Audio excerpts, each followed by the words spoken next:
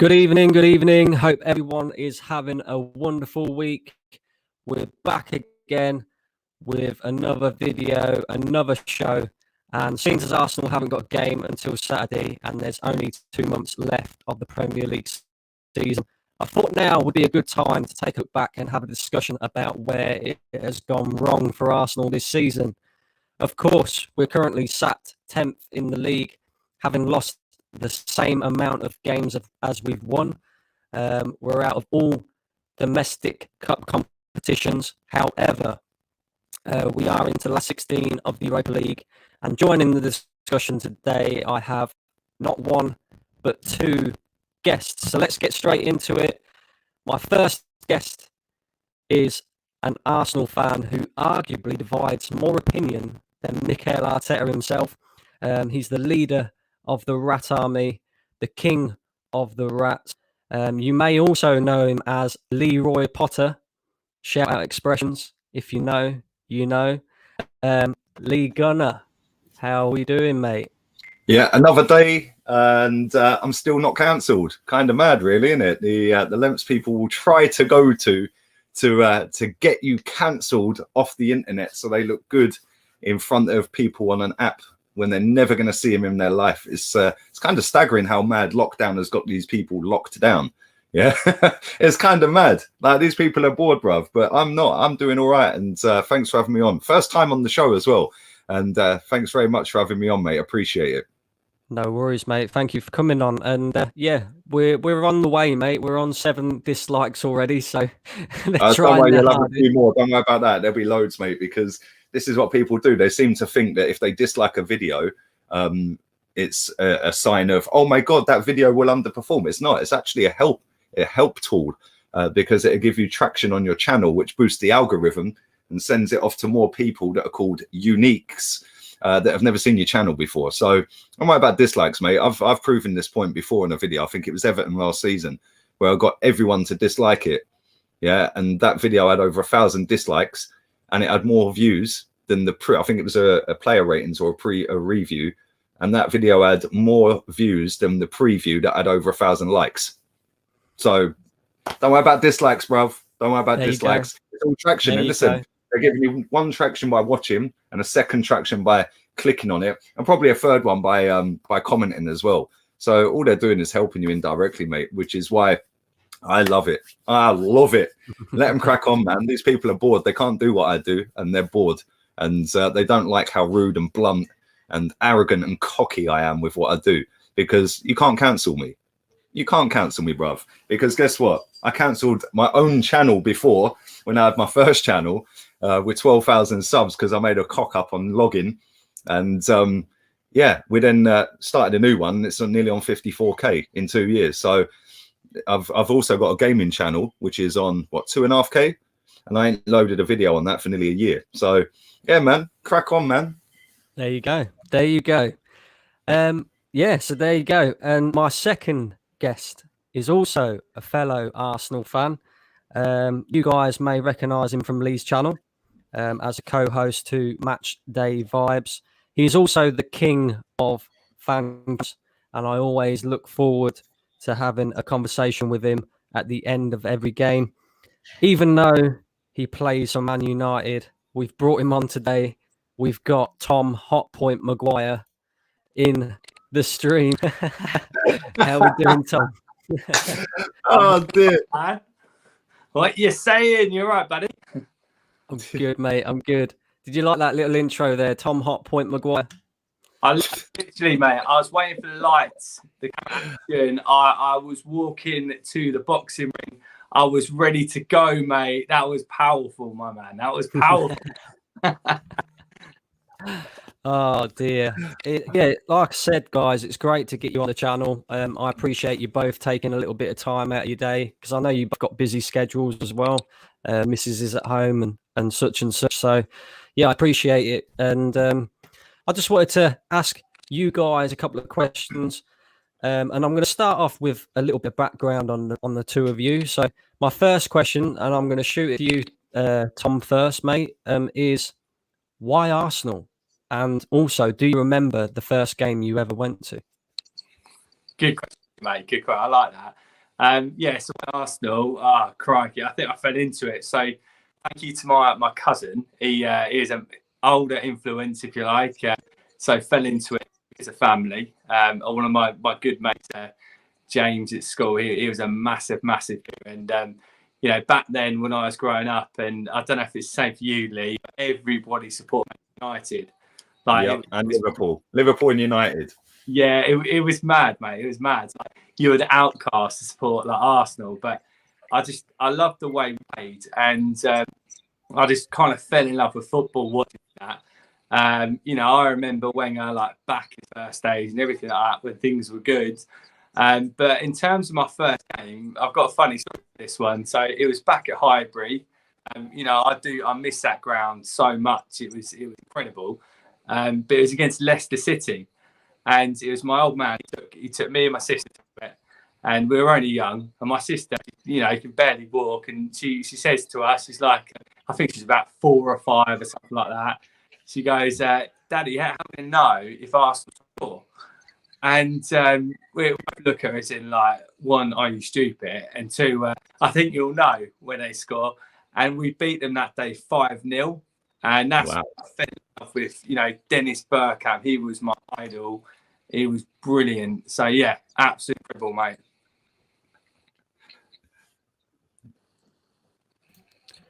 Sorry, guys, I had to mute me mic there. My daughter's... yeah. I missed him. There you go. Same question to you, Lee. Why Arsenal? And do you remember this game as well? Mate, very much like Tom. When I was growing up, everyone was Liverpool. Yeah, they were like dominant. I was born in '82, and Liverpool dominated the late '70s, early '80s, mid '80s, even into the '90s. Them Everton, they don't you see any Everton fans where I grew up, but it was all Man United and Liverpool. But my surname's Gunner, so I could only support Arsenal, bruv. And my first game was October 1990. Graham Ricks, all the older lot, I remember them. Graham Ricks days. Graham Ricks' testimonial, and we lost. Funny enough, 5-2 to Tottenham. How ironic that we lost. That we then done them 5-2 twice since then. But yeah, that was my first. That was my first ever game, and that was what I was 8 at the time. First ever game at the ground, and yeah, it was mad, absolutely mad. And I'll never forget it, man. Highbury was lit, just walking up to it, just seeing it, being so close to the pitch. And obviously the pitch ain't as good as the pitch you've got as a background. It was a bit, it weren't a carpet like that, but yeah, it was good vibes, man. And the smell of Bovril, the smell of piss, the smell of everything, bruv. I'll never forget them days. That was proper Arsenal, because now it's not proper Arsenal. It's just a shadow of what it used to be. It's just a toy badge with it's just a brand. It's Arsenal brand now. You know, it's not a football club anymore. It's more of a brand. And the way it's gone, it's like new school versus old school, really. And if you look back at the old school days, the football at times was just as good as it was when we've been winning trophies under Wenger. With fantasy football, 1991, what a season, bruv. We were 1 game away from being invincible. We lost 1 game, and we had 3 of the back 4, the famous back 4 out that day. I think Michael Thomas played centre back, and we lost 2-1 to Chelsea. You know, but other than that, yeah, man, like them days back then, they'll never be replicated. And I'm just so lucky that I've seen us win 5 league titles, 9 FA Cups, 2 League Cups, a European Cup Winners' Cup, a Cup double. Doubles galore, unbeaten season, multiple lost cup finals. But I've seen everything apart from the one with the big ears, the Champions League. I've seen us pretty much win everything. So yeah, man, good days, absolutely good days. Can I just highlight a guy in your comments, bruv? I really couldn't care about your little pals relentlessly harassing me with a tweet on Twitter, mate. Yeah. It's a dead platform. Go and get off of here and go and sit with your pals. And so it's literally spamming your about a tweet. Who cares, mate? Like, genuinely, go and sit on Twitter instead of watching YouTube then, mate. Yeah. Do you know what I'm saying? It's mad. Exactly. Bro, I find it hilarious. The levels people go to is staggering. Yeah, they're desperate to get me banned on Twitter. Like I wouldn't have another account with 10,000 followers in a couple of weeks. Do you know what I'm saying? Yeah, they're desperate to get me banned from the club. Well, you can't do that when you ain't officially got a membership. How you doing that? Yeah, they're desperate. Absolutely desperate. Oh dear. Well, obviously I'm only 24, so I haven't seen as much as you, Lee. Unfortunately, I think I was only 8 years old the last time we won the league. So, yeah, desperate time, mate. Desperate times. Mate, But, I feel old, mate. I feel really old, man. Cheers for that, mate. in terms of like why Arsenal, for me though, I had a choice. My stepdad, who I pretty much grew up with, you know, he become a stepdad from when I was 4 years old. He supported Arsenal. My old man, he supports Manchester United. Of course, we had the conversation one day. Look, boy, you got to choose Arsenal or Manchester United. And it was, like you say, it was back in the day when both teams were fighting for league titles. It was constantly Man United or Arsenal, Man United or Arsenal. And I don't know, I just fell in love with Arsenal more. I don't know what it was about them. I think the style of football, I think the whole Arsene Wenger thing as well. I just fell in love with Arsenal. And yeah, I was actually at Old Trafford for the famous 8-2 victory for them. Oh, wow. My old man, he rang me up and he said, look, it's Arsenal versus Manchester United. I've got some tickets. Did you want to go? I was like, yes, of course I want to go. And I was in the Manchester United end as well, watching 8 goals go in. And yeah, probably one of the worst games I've ever been to as an Arsenal fan, especially having to sit there in the United end. And not a great start, but there you go. And the overall question, guys, look, I'm going to start with Lee this time. Yeah. Where has it gone wrong for Arsenal this season? But before you answer, I want 2 answers. And the reason why I want 2 answers is because in your first answer, I don't want you to include the manager. And the reason why I'm going to do that is it's for all the snowflake Arsenal fans out there, you know, the ones that can't. Oh, there's loads of them, mate. There's loads of them. So your first answer, you know, give me an answer without the manager, and then your second answer can be your real answer, mate. So go for it. Okay, so an answer without the manager and then an answer with the manager, yeah? Right. Okay, so the standards of this football club are in the gutter. The reason they're in the gutter is because we have a fan base that's more interested in being friends with people they don't know than actually giving a toss about the football club and actually demanding better. For example, the summer transfer window, we signed Thomas Partey on deadline day, and everyone was tweeting about and putting out on Insta, putting out on Facebook, even videos on here. And listen, don't get it twisted. I was happy we signed him, but we signed Thomas Partey on deadline day. All of a sudden, that's all forgotten what's happened before that in the window, which was open for about 50 days. Yeah. That's all forgotten, that we just re-signed David Luiz up and we re-signed Danny Ceballos. Well, I could have done them deals. Yeah, Danny, go on holiday for 3 weeks back to Madrid, son. Yeah, and then when I put the call in, we'll get you back. Just go and get back in the sports bubble back in Madrid, and we'll get you back. I could do that deal. You know, who else did we get in the sun? We signed Gabriel, good signing. But there's the reason for me that the club, not only this season but previous seasons, has fallen off is because this fan base, except mediocrity, they can't get around the PR that this football club promote. Yeah, i.e., just like trusting the process. Like, what is the process? Because I'm still waiting. Nobody can tell me what it is. Structure, culture, culture change. You know, you've got players like Hector Bellerin coming out at Anfield after we lose at Anfield 3-1 saying, well, it's normal to lose at Anfield. Well, where's the culture change then? Yeah, so for me, the fans are the biggest issue, which is why most of them want to smash my face in. Because I blatantly just say it as it is. And but if the fans at least you say how it is, mate. I mean, a lot of people just don't. So no, that's the problem. Because at the end of the day, ain't no one going to smash anyone's face in. Yeah, you ain't going to lose your season ticket for smashing my face in. Let's be real. Yeah. Number 2, Mikel Arteta. Yeah, because Mikel Arteta has single-handedly this season ruined our season. Fair enough, we could go on about the transfers like I just did, but when it comes down to game management, starting 11s, in-game tactics, training routines, forcing players in too quickly, i.e. Thomas Partey, then forcing him back in again too quickly, then pushing him back on a football pitch when he's clearly injured, yeah, is a disgrace. Putting David Luiz back on against Wolves when you could see that he clearly was shook up and he weren't fit to play that football match after the clash with Jimenez. The way that he doesn't know his best 11. He still don't know that to this day. He still hasn't played what I think is the best 11. He's been here 15 months now. Just an absolute shambles.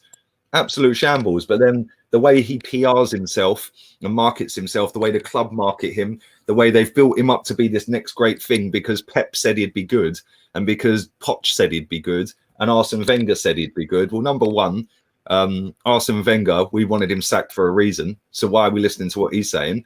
Number two, Pochettino, our fan base as a whole used to sit and laugh at him saying he's won nothing. So why are we listening to him? And number three, Pep Guardiola, our fans used to call Fraudiola. Yeah, so why are we listening to him? What is he now not Fraudiola anymore? So if you add in the fact that the club market Arteta in a certain way that plays up to 99% of people who can't read PR and can't go through that marketing BS, and then add in the fact that the fans just lap up everything this football club does in terms of transfers, 8 out of 10s, 9 out of 10 transfer windows. This lot are mad. And put them both together, it's a recipe for 10th. That's it. Well said, mate. Yeah. I agree 100%. Same question for you, Tom. Where has it gone wrong this season, mate? So for me, man, I'll try and collaborate them both together. I don't know. I might seem like I'm making excuses, and I don't want that. But if you look at it in plain daylight, I think we've won 11 games, and we've also lost 11 games, and I think we've drawn 4, haven't we? Which for Arsenal Football Club at this stage, what's that? 26 games. That's not good enough. That's absolutely shocking. So you've got to get a bit of clarity on that. You've got to delve into it and ask what happened. So for me, you look at the pre-season situation. No teams had a pre-season. However, I think if you look at the whole list of teams out there and you think who needed a pre-season most, it's probably Arsenal. Because I don't know if he's trying to be. Sorry, mate. Oh, I don't know if he's trying to be too old school, whatever. But he started with 5 at the back, 4 at the back, and he's having to adjust his tactics in crucial games, and it's constantly backfiring. So for him, he doesn't know his formation for half the season until we've got that number 10. But if we really go back, I'd probably say the Liverpool game is where it first started to go wrong. You look at that game, and they've been sent off, and in the first 5 minutes. That didn't happen. Lacazette missed an absolute sitter, and that would have equalised us. We probably would have got something out of the game. But what you've got to remember there is that's when his dip of form started. So when he started to dip was around that point. And, when his strikers score goals, right? And unfortunately, because he had lost his head within that game, the confidence went. And he had, I think it was about 5, 6, 7 games where he just didn't score a goal. And that just absolutely crucified us. I mean, you look at other results as well. You look at Willian, 2 attacking players that we wanted to run. Fulham game, first game of the season, he hit the post when if he had scored that, I guarantee would be a different Willian. You look at the string of games we've had, we've played well, and we've got nothing out of those games. And we walked away with 0 points. For me personally, the most crucial games are the ones that have just happened in terms of Wolves game, the Aston Villa game, even the Man United game. The Wolves and Aston Villa games, we should have got points out of it. We should have won both of those matches, and we didn't. Right? And now we're just... All I ask, mate, all I want is Arsenal Football Club to pull their socks up. I want to get a consistent run of form. Right, I want us to get results out of the likes of Spurs, Liverpool, and I want them, most importantly, to put a bit of respect on the name, the respect on the shirt, because at the moment I can't see that. So get respect back on that. Let's get some form, and I'll be happy. But at the moment, it's just absolute bollocks, isn't it? Yeah. No, I agree with you. Apologies for all the clowns in the comment section, because that's what they are. They are clowns. If you want me to, I'll talk you through how to go to it to mod people up in your chat, bro, because I can clear that out right now for you, bro. Yeah. Yeah. Go on to create a dashboard right now. I'll walk you through it right now how to do it, bro. It's literally a 2-second job. Jesus, I've just said that. I did exactly the same on Paul's channel, bro. These people are bored. Lockdown's got them locked down, bro. Yeah, they're crying. Go. No, I couldn't care less, bro. Because when this is finished, I'm going to go downstairs. I'm going to eat my dinner. I'm going to sit and watch the Chelsea game, and then I'm going to go and get myself a nice early night so I can do 3 streams tomorrow, and then set everything up for Saturday, bro. So they can cry all they like whilst they're sitting here watching me and you and Tom. All they're doing is helping the channel out, mate. It's a fair play to them all. But yeah, go and create a dashboard. Go to content and then go to live.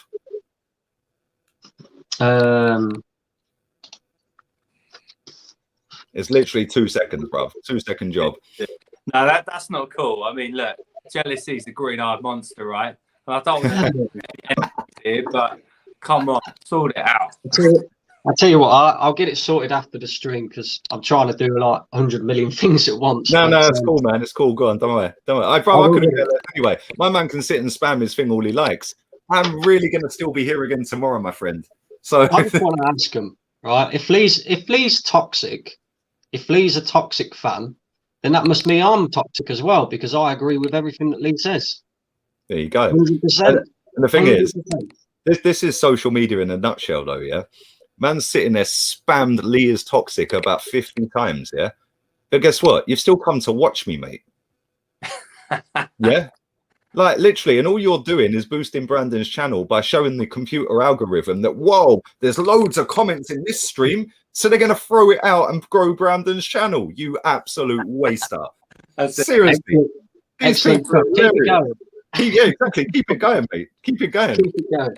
Let him keep spamming. Good luck to him. He's probably not going to sleep tonight knowing that he can't rattle me. Yeah. Do you know what I'm saying? Because like I said, I'm going to get an early night tomorrow and I'm on it tomorrow. Free live streams. I ain't streamed today.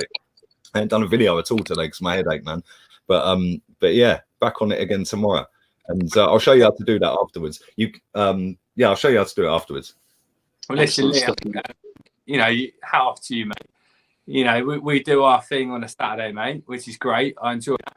But, you know, fair play to you. You know, you do something that most people only dream of. You make a living out of Arsenal Football Club. You know, put the respect on his name there. You know, the thing is, none of them even show their face, Tom, yeah, which is why I just laugh. It's just words on the screen. Do you know what I'm saying? It's like, bruv, if I gave you a 4 or 3.5 grand Mac, 300 to 400 quid's worth of microphone, yeah, nearly £1,000's worth of lights, a 200 quid green screen, and said, here you go, mate, talk about football every day, yeah, and do it full time so you never have to go and do a proper job anymore, yeah, every single one of them would love it. But guess what? They can't do it, which is why they're jealous, bruv. Yeah, they can't do it. They're fuming, yeah, and they're fuming that they can't get under my skin, and I'm fuming that I just love it. Love it. Keep bringing it, because without people like that, my channel wouldn't be as big. So thank you very much. Well, listen, exactly. we spoke there before, obviously we went live and stuff, and I said to you guys, I was like, Lee, I don't know how you do it. I mean, I run a business, so I've got a full-time job around YouTube stuff, but, you know, Lee, he puts in a graft. I mean, crikey, we were talking earlier about, I think it's up until 4:30 in the morning. 4:30, yeah, after Benfica, 4:30, editing clips. These men can't do that, bruv. Yeah, they're scared of their own shadow after these people. Yeah, like, let alone scared of graft. You know what I'm saying? Bro, I started at 4 o'clock that day in the afternoon with you on that stream, and I was still streaming. Yeah, I think 1:30 in the morning, we were still popping out fan cams. Then I went and edited the watch along, best bits. Then I sat there and edited all the little clippets to put out on the social medias for the fan cams, and it was still 4:30. I was sat on the bedroom floor. Yeah, right. I thought I'll go upstairs. Mrs. is in bed. And she said, what are you doing? I said, I'm still working. She's like, what time is it? I said, you don't want to know. So she goes, tell me. I said, 5:25. Yeah. And she was like, what?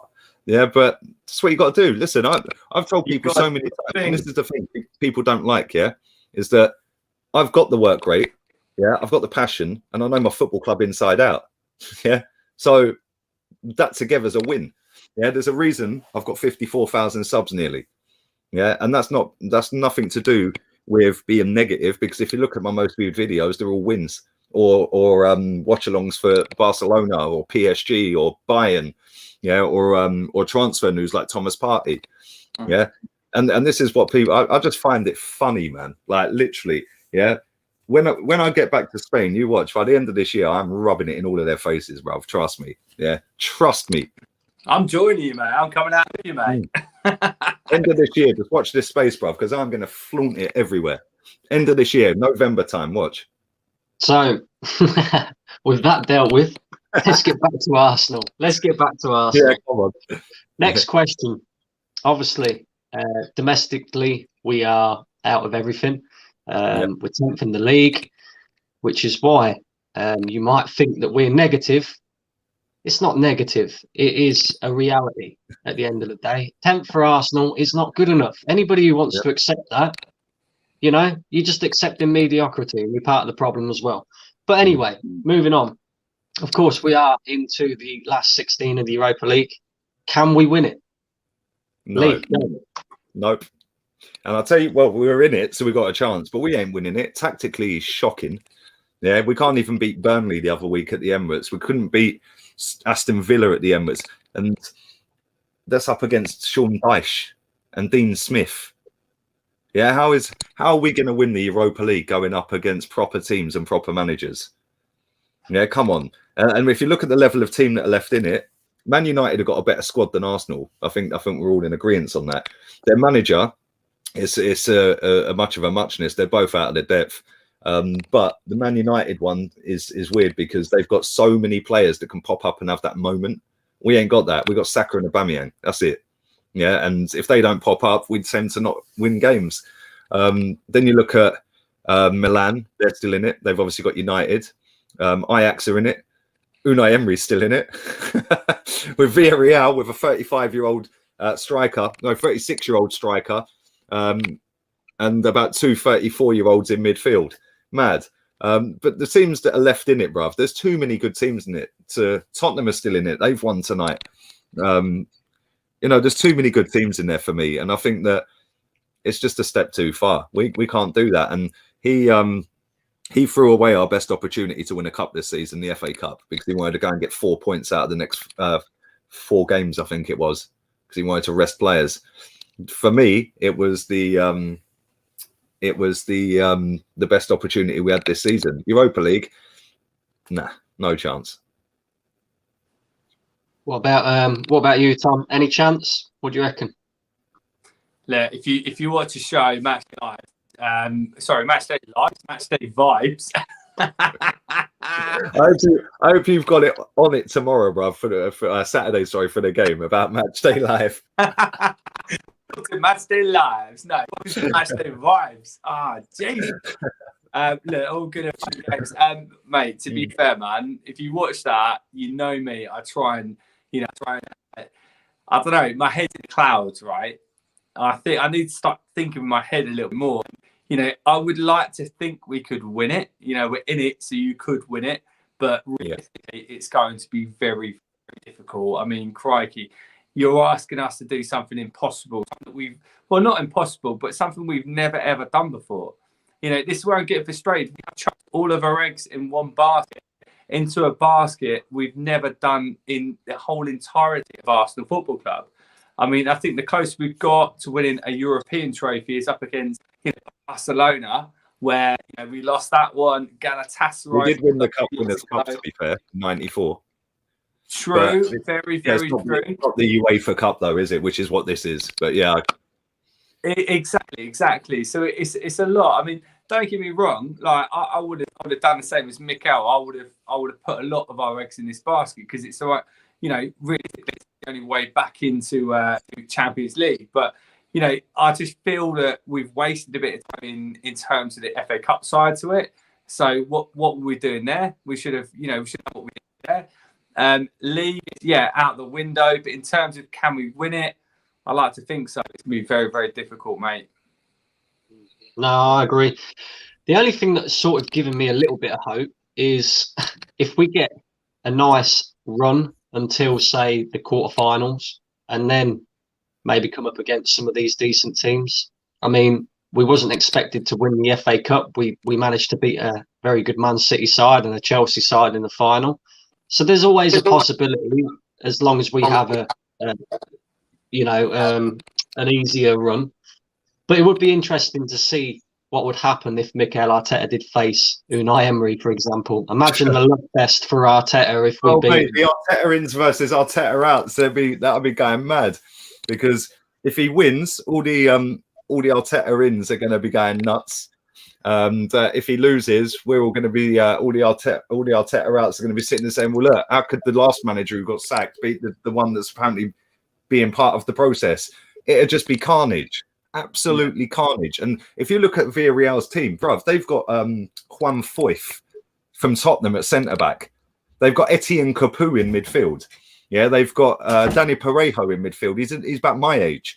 They've got Carlos Bacca up front. He's older than me, or near enough my age, whatever. His team average age must be about 30-odd. Yeah, it's mad how they're even in this competition still. And they beat Salzburg over 2 legs comfortably. Yeah, which ain't an easy team. So, for me, in a way, I hope we don't get Emery, because I think Emery will have him all ends up, mate. And but yeah, if we do get, but then saying that, is there an easy draw in it? If we get through this round, Olympiacos ain't easy, bruv. We got knocked out to them last year. So I suppose you just got to hope that we beat Olympiacos and Mulder go through, so we can have them or something. Yeah, Mulder, Granada. Yeah, that's one of them I do. But even Granada, they beat. Yeah, there's no easy teams left in it really. This competition's got Shakhtar Donetsk. We don't want them. That's going to be a hard game if we get them. Tottenham or Zagreb, that's going to be hard. Yeah, Ajax against Young Boys, Rangers against Slavia Prague. All the teams that are left in it, yeah, they might not be massive names, some of these teams, but they've still had great performances in this competition this year, and it's hard. It's going to be hard to win it. And over the last few years, because they've used it as a way to get in the Champions League, more and more teams take it seriously now. Yeah, exactly. I agree. Of course, a bit earlier on this week, Mikel Arteta did a press conference for the Burnley game. I did actually watch your stream, Lee, and I see he was moaning about the questions that these journalists ask. So I've got a question for you. What's worse, the questions asked by journalists to Mikel Arteta in press conferences, or Hector Bellerin's fashion sense? Careful, mate. There's a cancel culture out there that'll come for you, mate. So yeah, be careful, Brandon. The questions are a disgrace. I can't lie. The questions are just laughable, man. Literally laughable. They asked him is Man City's team the best team in history of the Premier League? Why are you asking him that? It's a game against Burnley, mate. I just don't get it. The journalists are part of the problem as well, because they just peddle out what the club want them to peddle out, and the way they're very clever with their wording of certain things. It's you've only got to look at the tabloid newspapers. Yeah, the headlines. Yeah, it's always catchy. It's always eye-catching, and it's oh, okay, and it sucks you in. Yeah, it's the ones we've got that represent Arsenal in press conferences. They do it as well. Yeah. Edu sends transfer message over X player. Well, no, he don't. He's just said something, and you've took it out of context and made it a story. Yeah, it's the way that's worded. It's you're sending a text message, bruv. Yeah, but people go, "Oh my god, what's happened here?" We click on that. It's just I don't fall for all this crap from this football club. I've listened to this rubbish for years and years and years. They lied to us when they said we were moving to compete. Why would I believe anything they're saying now? Yeah, no, exactly. And Tom, one of the things that was mentioned in Arteta's press conference is it's looking as though they're going to offer Alexander Lacazette a new deal. What do you make of that? Do you think he deserves a new deal, or do you think we should be moving him on? question, mate. I mean, this is something I was going to touch on Saturday. So yeah, tune in to Stay Vibes, not Lives. Come Saturday. Yeah, look, it's a good one. I mean, look, what strikers are out there at the moment that could do an incredible job that Arsenal could also own forward? I mean, it's not a lot. I mean, you've got Ward, who, you know, he screams a good shout. He looks pretty good. I don't know an awful lot about him. And, you know, is he Premier League proven? No, but, you know, he does it pretty good. In terms of Lacazette, I mean, look, he's kind of worn the t-shirt. He's done his business. He's all right, but in terms of the actual goal effort, it's not great. I was watching, you know, Leo was tuning into your channel, mate. I was listening to what you had to say. His goal ratio is bloody shocking, isn't it? It's terrible. But it's not great. There's something about him I like, and I feel like we still need to see a little bit more of him. So I think, me personally, I'd probably extend his contract for a year, so you can at least add a bit of value to him, and, you know, maybe give him one more season. That's what I do. And if not, you can sell him, can't you? You've got a bit of value there. So that's what I do. My biggest worry with Lacazette is, like I was just saying, his goal ratio. He hasn't scored 20 goals in a season for Arsenal since he's been here, you know. Yes, he's good at holding the ball up. Yes, he's good at sticking his arse into players, but is he really at that time? Like, could we go and get somebody better? Would an Edouard be better? Would Chris Wood would probably be better. Chris Wood scored 8 goals less than him in 5 games less, and he plays for Burnley, who have scored 19 goals this season, all told. Yeah. So if you put Chris Wood in Arsenal with better players around him, surely he'd do better. Yeah. Do you know what I'm saying? If you put Lacazette at Burnley, would he score as many goals as Chris Wood has? That's debatable, isn't it? And we need better than both. Let's be real. We need better than both. If it was me, I'd go and get Ollie Watkins. Yeah. Try and pay the money for it. That's the name. Even Ivan Toney. Ivan Toney. People were laughing at me earlier when I said, "Oh, what about this player?" Yeah, and they were like, "Oh, we've lowered our standards to championship level." No.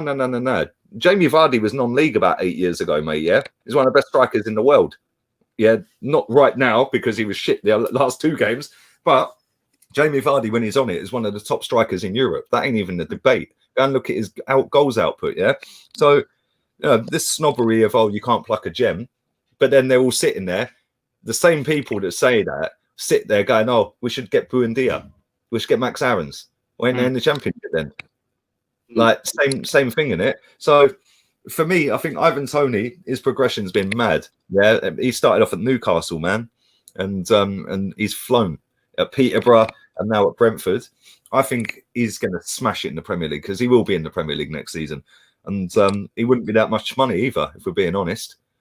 Yeah, but Peterborough's not too far from me, actually, funnily enough. And he looks like a good player. He looks like a very good player. His movement's unreal. Unbelievable. He's always got time and space in the penalty box, bruv. His goal at the weekend was mad. Yeah, literally, they got battered as well, but they won the game with his goal. Yeah, like shot after shot after shot against him, and they put a ball up to him, and he's just rolled the centre back as the ball's coming out of the air, and just he kind of scuffed it, but he didn't even look. He knew where the keeper was going to be, and he put it the opposite side. Yeah, and he just took his one chance. Lacazette don't take his one chance. Yeah, Aubameyang's got better at taking one chance, but even this season, he's gone back to Aubameyang of the first full season under Emery. Yeah, where he was missing sitters. Yeah, second season under Emery and then Arteta last season, he was relentless. Aubameyang, every shot went in. But this season, he's gone back to being less clinical. But maybe we don't even need to buy a striker. Maybe we could put Martinelli, Balogun, and Aubameyang as the 3 next season. Get rid of Eddie, get rid of Laka, and then go and spend the money on a midfielder and a defender. Like right back or something. Yeah, it's good to say that, Lee, because I was saying the same sort of thing. Like, for me, Martinelli, when I've seen him play, the position he played in is for real. You know, you've got to remember when he was first coming up and everyone started saying, "This Martinelli is incredible." That's when he's playing down the middle. I mean, he scored absolutely well through it. So, yeah, I mean, we've got a strike in the making there. His last 5 games he started up front, he scored 7 goals.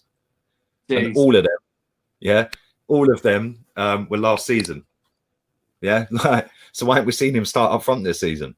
You know, instead of putting Eddie and Nketiah up front who don't do nothing, why don't we put him up front who can actually dribble past someone, can score any type of goal, headed goals. His goal in the I think it was against Nottingham Forest, was it? The one where he headed it across the goal. What a header! Yeah, you know, he can do left foot, right foot, headed goals. He's quick. His dribbling's insane. Yeah, I think we should use him. Yeah. Yeah, sometimes it seems to me like this manager doesn't like good players. it's a strange one. If you play well, you get dropped. If you play crap, you're in next week. You're all right. You're all good. And I was saying it in my fan cam on your channel, Lee, you know, where is Martinelli? Where is he? How can he not get in this team? Seriously. Martinelli, how can he not get in this team? And, you know, me and Tom was basically saying if we ain't careful, you could have a big team like Madrid, Barcelona. You know, Barcelona are going through a bit of a process at the moment where they're trying to rebuild and stuff like that. Obviously, they're in a lot of debt. But they could quite easily come and take them off of our hands, you know. And it's worrying. It's very, very worrying. Right, so regards to the summer transfer window, I personally feel that we need 5 players in order to be able to get top 4, maybe even challenge for the league title. Would you guys agree on that? We need a right back, a centre back, centre mid next to Partey. There's 3. An attacking forward player, whether that be attacking mid. So there's 4.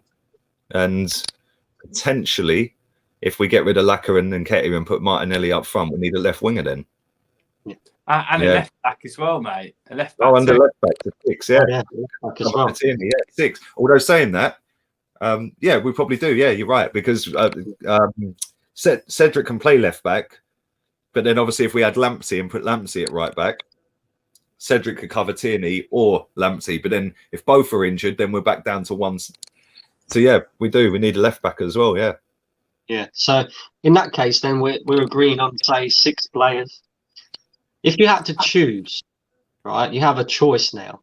You can either go and get a Jack Grealish, for example, or Nice.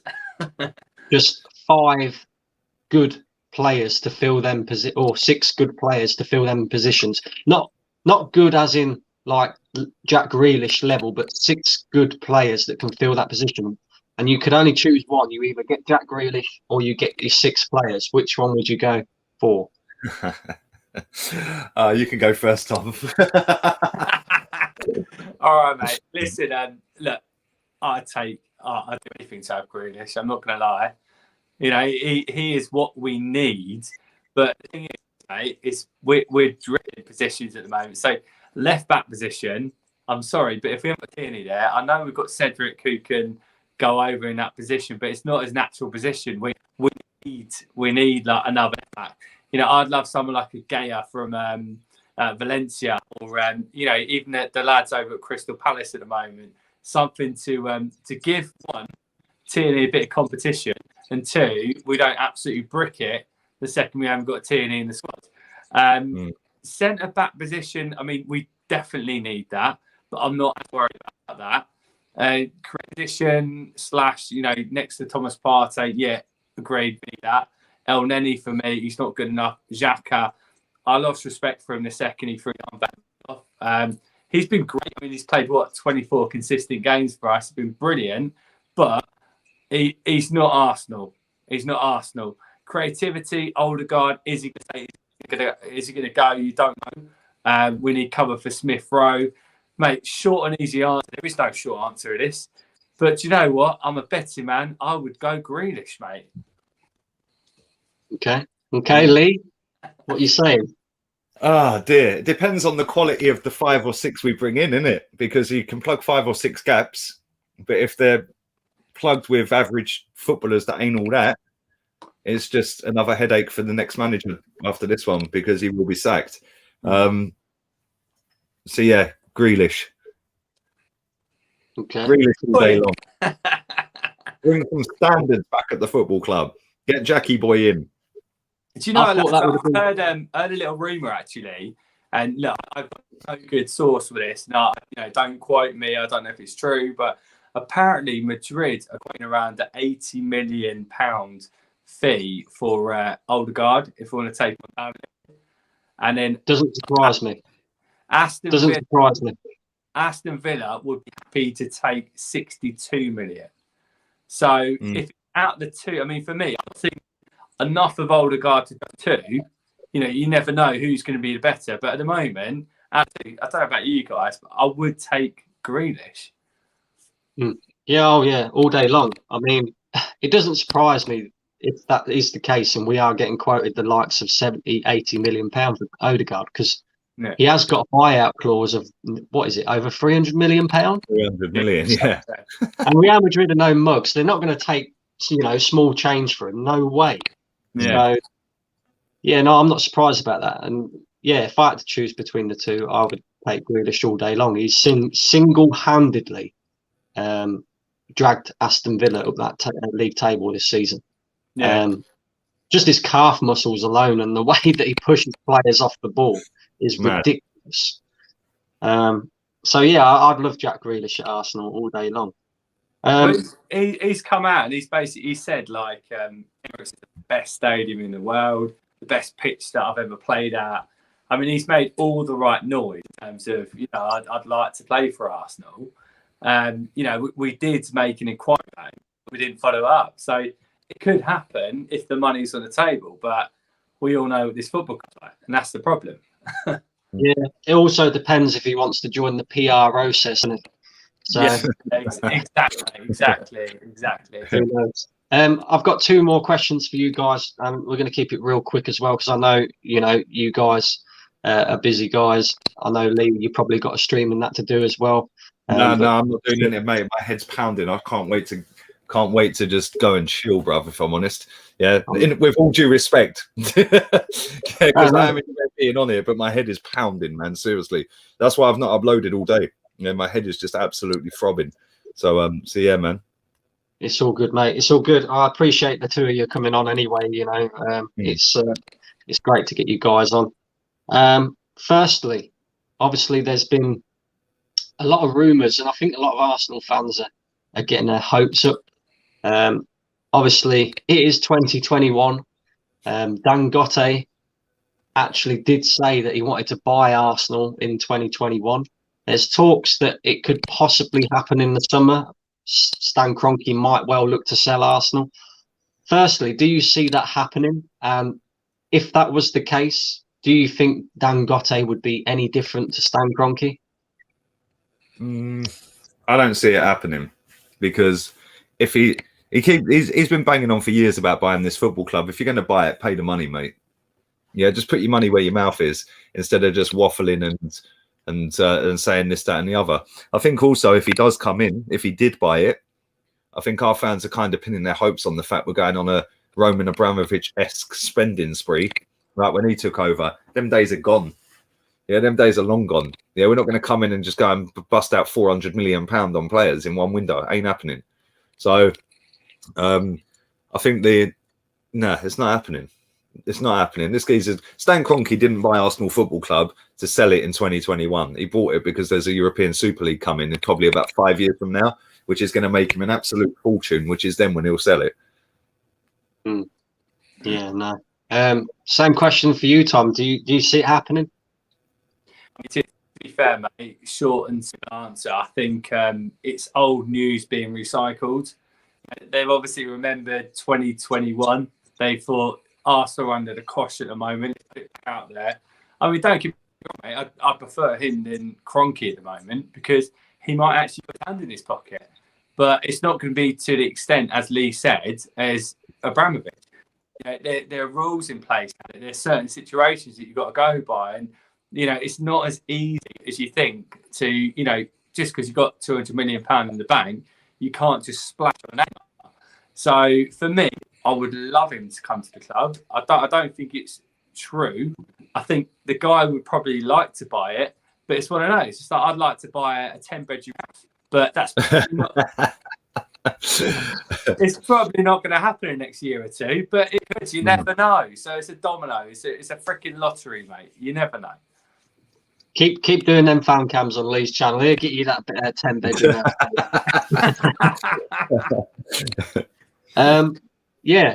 I kind of agree. You know, I kind of feel like if Stan Kroenke was going to sell the club, he would have sold it to Usmanov. You know, he's not going to then, after buying 100% of Arsenal or 99% of Arsenal, he's not then going to sell it, 2 years down the line? I can't see it happening myself personally. Last two questions. So, of course, summer transfer window. If you had a choice between spending £150 million in the summer and keeping the same recruitment system that we have now at Arsenal, or you spend £50 million, but then you recruit the recruitment system that's at Leicester, which one would you choose?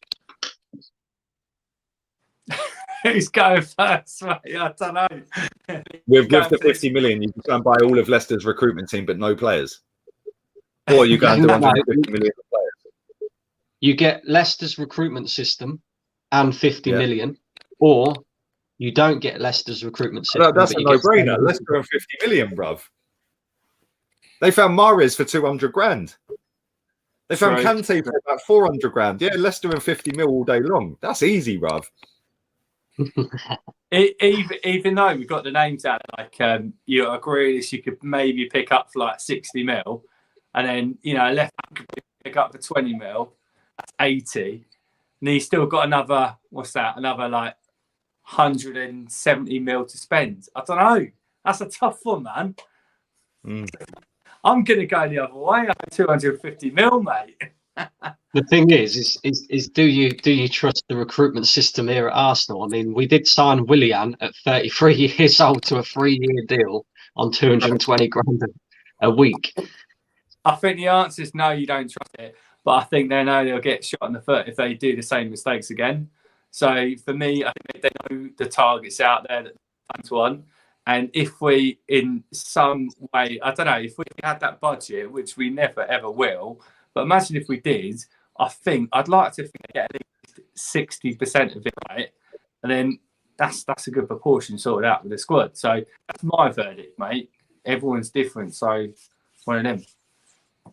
And last but not least, of course, we haven't met our targets this season. I don't care if we win the Europa League. Finishing 10th or 8th or wherever is not meeting the targets of Arsenal Football Club. What needs to happen? And I think this is going to be an easy question for you, Lee. What needs to happen in order for Arsenal to start reaching their targets again? Sack the manager, number one. Sack Edu, number two. Get rid of all the Wenger players apart from Aubameyang, who wasn't infected with Wengeritis because he was only here for about 3 months before Wenger left or said he was leaving. And go again. Don Ancelotti, bruv. Go and get him. Even Conte. Conte wins titles in 1 season, 2 seasons, bruv. So that's a proper process. And maybe go and get a proper manager. Go and get Mark Overmars as technical director and put David O'Leary in Vinay's job. Sack him as well. So yeah, that was easy, bruv. Okay. Oh, and sack off half of the fan base as well. Yes, mate. I thought they left with Ozil, but obviously not. No, Xhaka's the new flavour of the month now, mate. Oh, yeah. Love that. I mean, for me, mate, I'll keep it simple. All we need to do, mate, we need to win Europa League.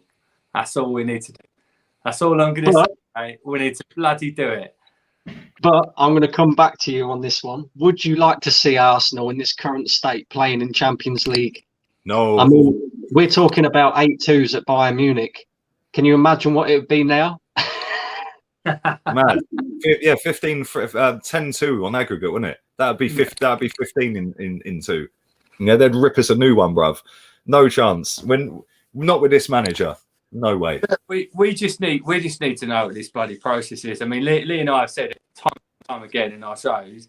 If we had 3 of them in separate rooms, and asked them what is the process, they'd all give us different answers. We need to know what that is. Let's get a structure to it. Then let's judge it. Let's make a plan. But keep your bloody fans in the loop, because at the moment we're all freaking clueless. So for me, I just want a bit of transparency. I want to know what's going on. Let's go from there. Let's plan the future. I mean, let's not make chop and changes for the sake of it. Let's actually do it properly.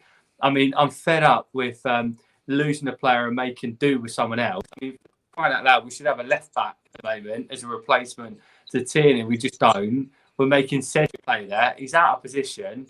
How can we conquer the season with gaps there? So I think for me, mate, transparency. Let's push towards progression. Let's go backwards, because every season so far we're just going backwards, and that would be what I'd like to do. Yeah. Can I just pick up a comment very quickly from Nitesh in your chat? He says Conte wins titles in 1 or 2 seasons. Are you talking about Chelsea? No, I'm talking about Juventus when he went in there and won him a title in the first season, took him from 10th with one of the worst squads you will ever see in your life of Juventus. Aging doesn't even do it justice, and won him a league. He then done it with Chelsea. He said, this ain't Serie A. And what squad did he inherit? Well, he inherited a team that finished 10th. He then went to Inter Milan last season, got them to a Europa League final in their first season and lost. He got them to 1 point off a title in his first season. They finished 24 or 21 the season before behind. And he had Ashley Young in his team. And Christian Eriksen and Alexis Sanchez and Lukaku and players like that. And now he's currently top of the league. So, yeah, if he can do it at 3 different football clubs in 1-2 seasons, he'd done it at Juve in 1 season, Chelsea 1 season, and he was 1 point off of doing it or winning the Europa League in his first season at Inter. So, yeah, I hope that answers the question, buddy. There we go. We're going to wrap it up there, guys, because these guys have got to go. I appreciate you two both coming on. Just a quick update for you both. Chelsea gone 1-0 up. Timo Werner scored. Finally, he's banging some goals. Guys, listen, in the comments section, don't worry about you trolls. We'll get dealt with you, no problem. We'll sort that out. But I appreciate everybody who's been watching. Make sure you slap them likes up or dislikes, whichever one you prefer. We're on the road to 400 subscribers. Come on, let's get there. Make sure you subscribe to the channel if you haven't already. And as I said, guys, big up to both you, Lee and Tom, for coming on. I appreciate it. And yeah, there you have it, guys. Nice, we will mate. be back Cheers, mate. with a match preview for Burnley on Saturday. They've already beaten us once this season. Yeah, could be an interesting one. But I'll be back with a preview for that tomorrow, I suppose. And make sure you come and tune into that. Make sure you go and find Lee on his channel as well. And of course, tune into Matchday Vibes, not Lives. It's Matchday Vibes with Tom as well. Go and follow Tom on Instagram as well. Is there anything you guys want to plug while you're here? I'm good, man. Just Lee Gunner YouTube. You can follow my Twitter account if you want. You can become part of the cancel culture. That ain't ever going to happen. But you can join them. So good luck with that. Lee Gunner 82 on Insta if you want to follow me there. And you can go and jump on my Discord. That link's in the description of all my videos. There we go. Tom? Yeah. To be fair, mate, just follow me on Instagram if you fancy a bit of banter in terms of the old Arsenal chat, and also me taking the misses and all that. So Tom Nell 89, but also honestly get involved with Lee channel.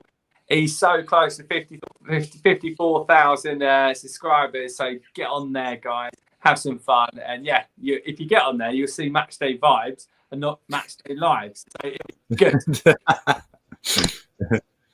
Oh dear. There we go, guys. Big up everybody, and we're out of here. I'll take